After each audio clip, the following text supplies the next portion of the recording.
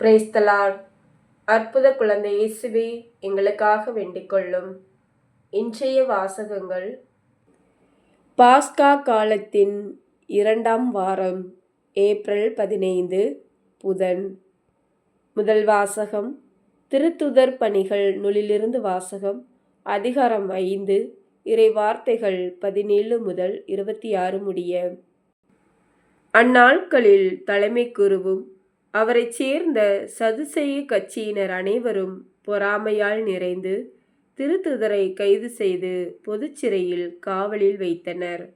ஆனால் இரவில் ஆண்டவரின் தூதர் சிறைச்சாலையின் கதவுகளை திறந்து அவர்களை வெளியே அழைத்துச் சென்று, நீங்கள் போய் கோவிலில் நின்று வாழ்வு பற்றிய வார்த்தைகளையெல்லாம் மக்களுக்கு எடுத்து கூறுங்கள் என்றார். இதை கேட்ட அவர்கள் பொழுது விடிந்ததும் கோவிலுக்கு சென்று கற்பித்தார்கள். தலைமை குருவும் அவரை சேர்ந்தவர்களும் அனைத்து இஸ்ரேல் மக்களின் ஆட்சி பேரவையாகிய தலைமை சங்கத்தை கூட்டி திருத்துதர்களை சிறையிலிருந்து கொண்டு வருமாறு ஆள் அனுப்பினார்கள். அந்த ஏவலர்கள் அங்கு வந்தபோது சிறையில் அவர்களை காணவில்லை. எனவே அவர்கள் திரும்பி வந்து, நாங்கள் சிறைச்சாலை உறுதியாய் பூட்டப்பட்டிருப்பதையும் காவலர் வாயிலருகில் நின்று கொண்டு இருப்பதையும் கண்டோம். ஆனால் கதவை திறந்தபோது உள்ளே எவரையும் காணவில்லை என்று அறிவித்தார்கள். இவ்வார்த்தைகளை கேட்ட கோவில் காவல் தலைவரும் தலைமை குருக்களும் அவர்களுக்கு என்னதான் நேர்ந்திருக்கும் என்று மனம் குழம்பி நின்றனர். அப்பொழுது ஒருவர் வந்து, நீங்கள் சிறையில் அடைத்து வைத்திருந்த மனிதர்கள் அதோ கோவிலில் நின்று மக்களுக்கு கற்பிக்கின்றனர் என்று அவர்களிடம் அறிவித்தார்.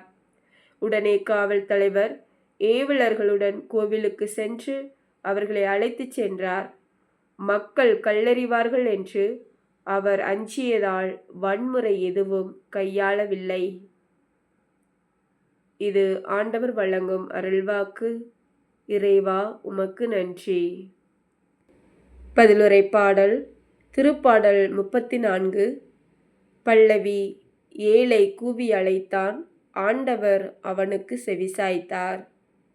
அல்லேலூயா, வாழ்த்தொலி.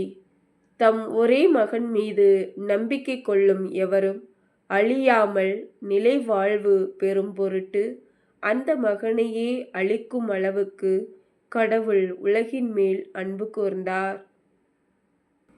நற்செய்தி வாசகம். புனித யோவான் எழுதிய நற்செய்தியிலிருந்து வாசகம். அதிகாரம் 3, இறை வார்த்தைகள் 16 முதல் 21 முடிய. அக்காலத்தில் இயேசு நிக்கதேமிடம் கூறியது, தம் ஒரே மகன் மீது நம்பிக்கை கொள்ளும் எவரும் அழியாமல் நிலை வாழ்வு பெறும் பொருட்டு அந்த மகனையே அளிக்கும் அளவுக்கு கடவுள் உலகின் மேல் அன்பு கூர்ந்தார். உலகிற்கு தண்டனை தீர்ப்பளிக்க அல்ல, தம் மகன் வழியாக அதை மீட்கவே கடவுள் அவரை உலகிற்கு அனுப்பினார். அவர் மீது நம்பிக்கை கொள்வோர் தண்டனை தீர்ப்புக்கு ஆளாவதில்லை. ஆனால் நம்பிக்கை கொள்ளாதோர் ஏற்கனவே தீர்ப்பு பெற்றுவிட்டனர். ஏனெனில் அவர்கள் கடவுளின் ஒரே மகனிடம் நம்பிக்கை கொள்ளவில்லை. ஒளி உலகிற்கு வந்திருந்தும் தம் செயல்கள் தீயனவாய் இருந்ததால் மனிதர் ஒளியை விட இருளையே விரும்பினர். இதில்தான் அவர்களுக்கு எதிரான தண்டனை தீர்ப்பு அடங்கியுள்ளது. தீங்கு செய்யும் அனைவரும் ஒளியை வெறுக்கின்றனர். தங்கள் தீச்செயல்கள் வெளியாகிவிடும் என அஞ்சி அவர்கள் ஒளியிடம் வருவதில்லை. உண்மைக்கேற்ப வாழ்பவர்கள் ஒளியிடம் வருகிறார்கள்.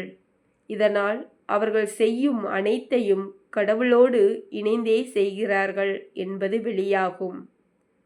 இது கிறிஸ்து வழங்கும் நற்செய்தி.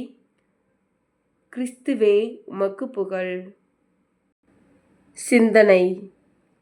தம் படைப்பாகிய பூ உலகை இறைவன் சாதாரணமாக அன்பு செய்யவில்லை.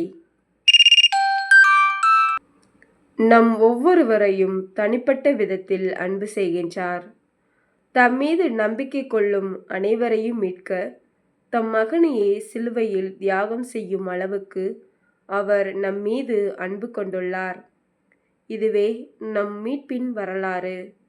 ஒவ்வொரு திருப்பலியும் எடுத்துரைக்கும் இயேசுவின் பாடுகள், மரணம், மேலும் உயிர்ப்பின் செய்தி இதுவே. நம்மை படைத்து பராமரித்து பாதுகாக்கும் கடவுளிடம் நாம் எத்தகைய அன்பு கொண்டுள்ளோம்? இறைவன் என் மீது வைத்திருக்கும் அன்பு தனித்துவமானது.